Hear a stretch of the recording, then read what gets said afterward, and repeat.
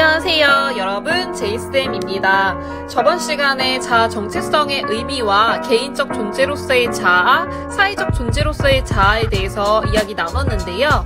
오늘은 자아 정체성을 어떻게 올바른 방향으로 이끌어갈지에 대해서 배워볼 거예요. 우리 이번 시간 배울 목차 먼저 살펴볼게요. 가장 먼저 지난 시간에 낸 과제물을 확인할 거고요. 도덕적 자아 정체성이 대체 뭔지 그 의미에 대해서 알아보도록 하겠습니다. 그리고 이 도덕적 자아 정체성이 과연 우리의 인생에서 어떤 역할을 가지고 있는지에 대해서도 살펴볼게요. 마지막으로 도덕적 자아 정체성을 세우기 위해서는 우리가 어떤 롤모델을 선정해야 될지에 대해서도 배워보도록 하겠습니다. 도덕적 자아 정체성이 무엇인지 가상의 상황을 설정하여 살펴볼게요.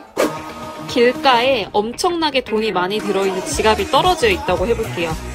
5살인 나는 그게 뭔지 모르고 그냥 지나가요. 엉덩이 춤을 추면서. 자, 똑같은 상황에서 이번엔 여러분이 무럭무럭 자라서 10살이 됐습니다.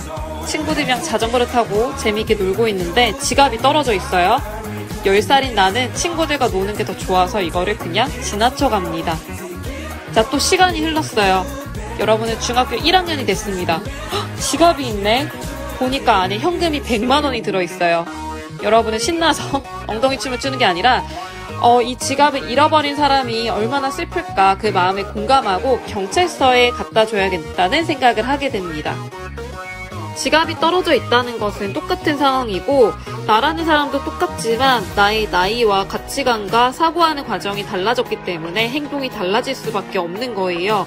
그래서 아까 그 친구가 무한한 의문을 가지고 무한한 답을 만들어낸다고 이야기를 했던 겁니다. 만일 자아 정체성이라고 하는 것이 하나의 답이 있어서 내가 그 답을 찾기만 하면 되는 거라면 우리는 그다지 고민하지 않아도 됩니다. 하지만 그것이 아니라 사람이라고 하는 존재는 나의 행동에 따라서 나의 모습을 만들어 나갈 수 있는 변화하는 존재이기 때문에 우리는 항상 이것을 기억을 해야 합니다.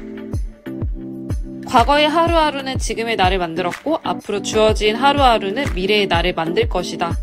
저의 좌우명이랑도 연관이 있는데요. 저의 좌우명은 하루하루가 모여서 내가 된다입니다. 제가 어느 날 삶에 대해서 좀 깊이 고민을 한 적이 있는데 생각을 해보니까 삶이라고 하는 게 거창한 게 아니라 그냥 내가 하루하루 살아왔던 흔적들이 모여서 나의 모습을 만드는 거더라고요. 그래서 저의 좌우명이 하루하루가 모여서 내가 된다입니다. 예시를 하나 들어볼게요. 매일 지각하는 광배라는 친구가 있다고 해봅시다. 진짜 밥 먹듯이 지각을 해요. 하루에 3번은 지각한다고 해볼게. 그러면 광배는 지각쟁이 맞죠? 반면 엄청 성실한 친구가 있다고 해볼게요. 이 친구는 절대 지각을 하지 않아요. 어쩌다 한번 지각을 할까 말까해. 어느 날 핸드폰이 고장나서 깜빡 늦잠을 잤네. 그래서 지각을 했다고 한다면 우리는 이 친구를 지각쟁이다라고 이야기를 하지 않습니다. 우리는 어쩌다 한번 잘못된 행동을 한 사람한테는 너는 거짓말쟁이야 이렇게 얘기하지 않아요. 근데 습관처럼 거짓말하고 남을 속이는 게 일상이 되어버린 사람들에게는 거짓말쟁이라고 하죠. 이렇게 내 작은 행동들이 반복되면 그게 습관이 되고 그 습관은 나의 하루가 되고 그 하루들이 모여서 나의 인생이 됩니다. 그래서 아리스토텔레스라는 철학자가 습관의 중요성에 대해서 이야기하는데요. 내가 도덕적으로 원하는 모습이 있다면 그 모습이 되기 위해서 어떤 습관을 가져야 되는지 꼭 한번 성찰해보는 자세가 필요해요. 아까 말했듯이 과거의 나의 모든 행동들이 하나씩 다 모여서 결국엔 그 행동들이 습관이 되어서 지금 현재의 나를 만들었다고 할 수 있고요.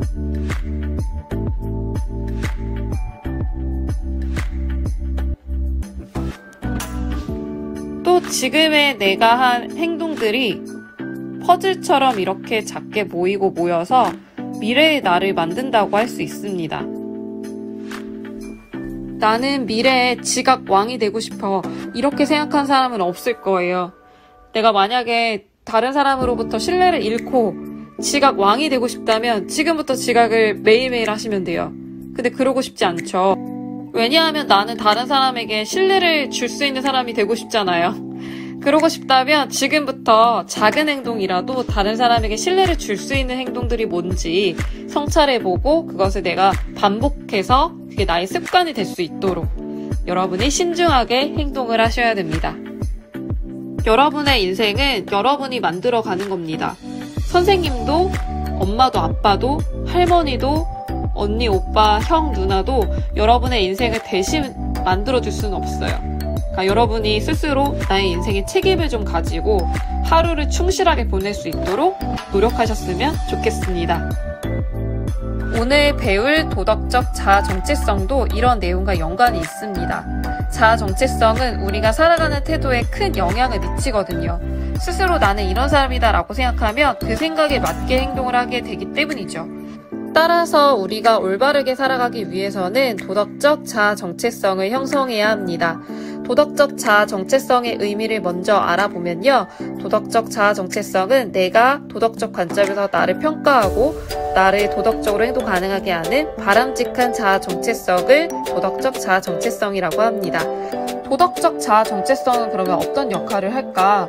당연히 도덕적 자아 정체성은 우리에게 올바른 삶을 살 수 있도록 도와주고요. 그리고 어떤 상황에서든 삶의 모습을 도덕적으로 성찰할 수 있게 해줍니다.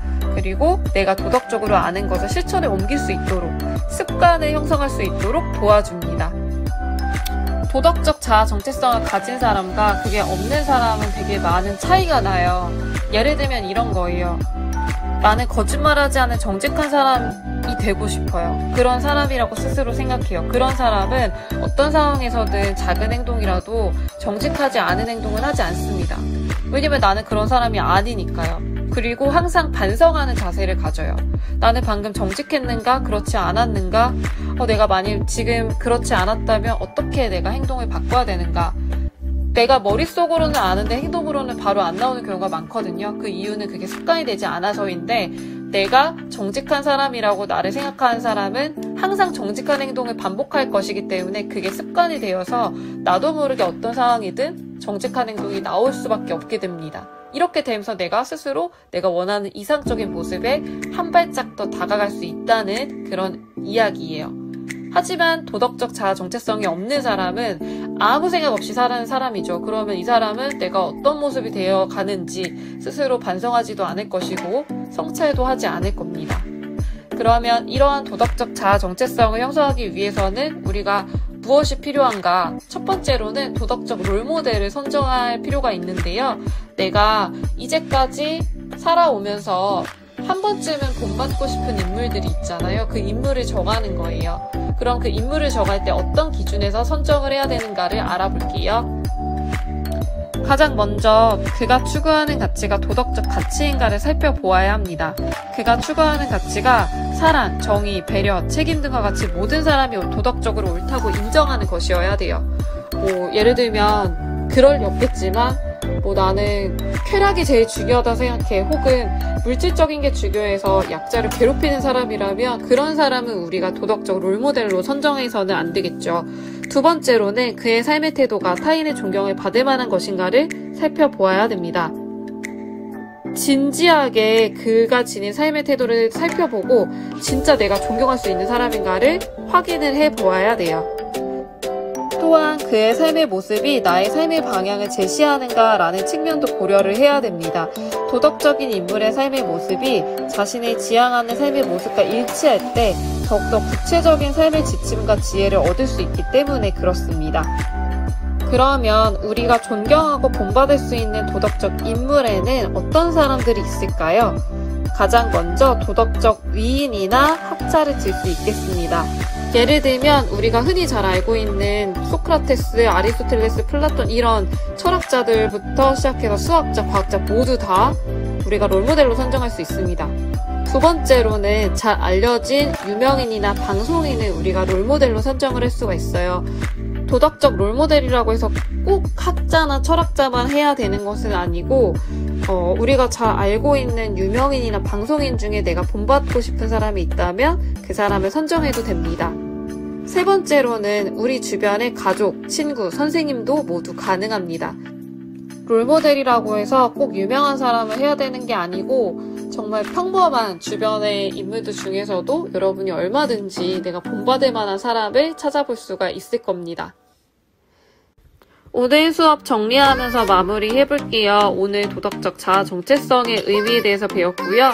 이게 어떤 역할을 하는지에 대해서도 배웠고, 그리고 이것을 우리가 형성하기 위해서 도덕적 롤모델을 선정할 필요가 있는데 그것을 어떤 기준에서 선정해야 되는지 배워봤습니다. 오늘도 도덕 과제물이 있거든요. 4차 과제 꼭 모두 제출해주시고요. 오늘도 너무너무 수고 많으셨습니다.